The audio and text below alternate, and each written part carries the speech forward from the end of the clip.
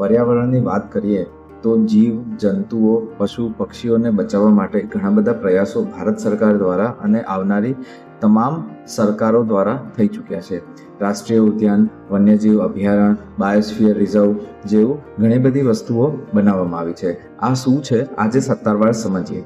રાષ્ટ્રીય ઉદ્યાનનો મતલબ એ થાય છે એવી એક ઇકોસિસ્ટમ અથવા એવો એક એરિયા કે જ્યાં ફ્લોરા અને ફોના એટલે કે જે વનસ્પતિ છે અને જીવજંતુઓ અને પ્રાણીઓ છે ત્યાંનું કડકપણે રક્ષણ કરવામાં આવે છે. હવે જ્યારે તેનું કડકપણે રક્ષણ કરવામાં આવે છે તો ત્યાં જે માણસોની અવર જવર છે તે અલાઉ નથી. વન્યજીવ અભયારણ્યની વાત કરીએ તો અભયારણ્ય ક્યારે બનાવવામાં આવે છે કે જ્યારે પર્ટિક્યુલર આપણે કોઈ પણ એક પ્રજાતિની રક્ષણ કરવું હોય.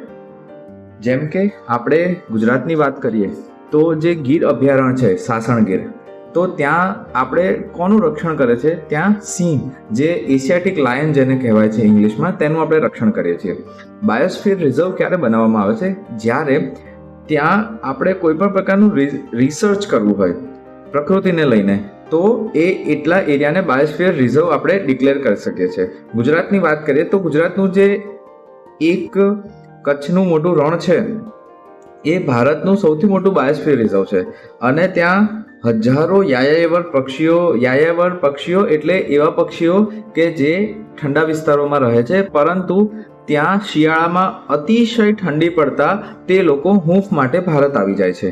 તો આવા અનેક જેટલા પણ પક્ષીઓ છે કે જેને યાયાવર પક્ષીઓ. બીજી વાત કરીએ તો હવે ભારતની અને ગુજરાતની વાત કરીએ, કારણ કે આપણે જ્યારે ગુજરાત સરકારની પરીક્ષા આપતા હોઈએ છીએ ત્યારે ગુજરાતના પણ વન્યજીવ અભયારણ્યો, રાષ્ટ્રીય ઉદ્યાનો એટલે કે નેશનલ પાર્ક, બાયોસ્ફિયર રિઝર્વ એટલે કે જૈવ વિવિધ ક્ષેત્ર પણ આપણને પૂછાતા હોય છે.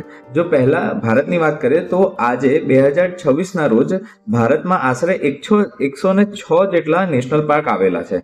તેમાં પણ પાછું આપણે બીજી વાત કરીએ તો 567 જેટલા વાઇલ્ડ લાઈફ જે સેન્ચ્યુરીઝ કહેવાય વન્યજીવ અભયારણ્ય આવેલા છે અને 18 બાયોસ્ફિયર રિઝર્વ આવેલા છે.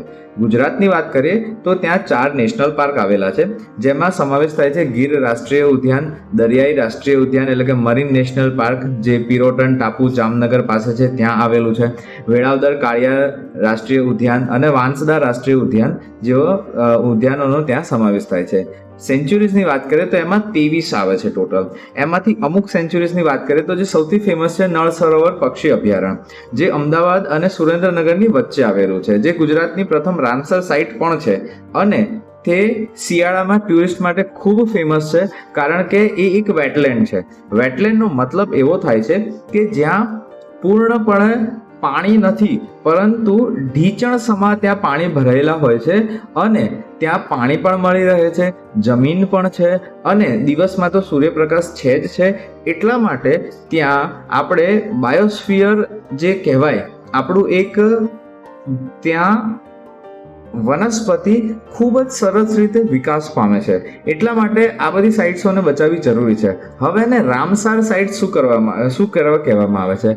વાત એવી છે કે ઈરાનના રામસર નામના સ્થળે વર્ષો પહેલાં એટલે કે 1972માં એક કન્વેન્શન કરવામાં આવ્યું હતું, જ્યાં ઘણા બધા દેશોએ સાઇન કરી હતી કે આવા સ્થળો કે જેને આર્દ્ર ભૂમિ કહેવાય છે, જેને વેટલેન્ડ કહેવાય છે, કે જ્યાં પાણી પણ હોય છે, જમીન પણ હોય છે અને દિવસે તો સૂર્યપ્રકાશ હોય જ છે, તેને અમે બચાવીશું. અને ભારતે પણ તેની શું છે કે સાઇન કરી હતી. એટલા માટે આ ખૂબ જ જરૂરી છે.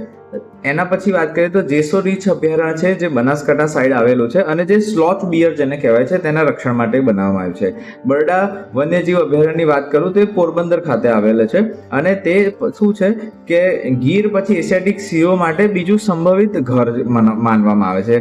રતનમહાલની પહાડીઓ જે આવેલી છે, રતનમહાલની પહાડીઓ આવેલી છે ઉત્તર ગુજરાતમાં, એટલે કે દાહોદ જે જિલ્લો છે એની આસપાસ આવેલું છે. તો ત્યાં પણ શું છે કે એક સ્લોથ બિયર જોવા મળે છે અને સરકારે સ્લોથ બિયરના રક્ષણ માટે ત્યાં પણ શું છે કે એક રીંછ અભયારણ્ય બનાવવામાં આવેલું છે. હવે આ બધી વસ્તુઓ દરેક એક્ઝામમાં ખૂબ જ કામમાં આવતી હોય છે, જેથી કરીને આ વિડીયો મહત્તમ આપના ટોળીમાં, આપના ગ્રુપમાં શેર કરજો, જેથી આપના ફ્રેન્ડ્સ લોકોનો પણ સારા માર્ક્સ આવી શકે. ધન્યવાદ.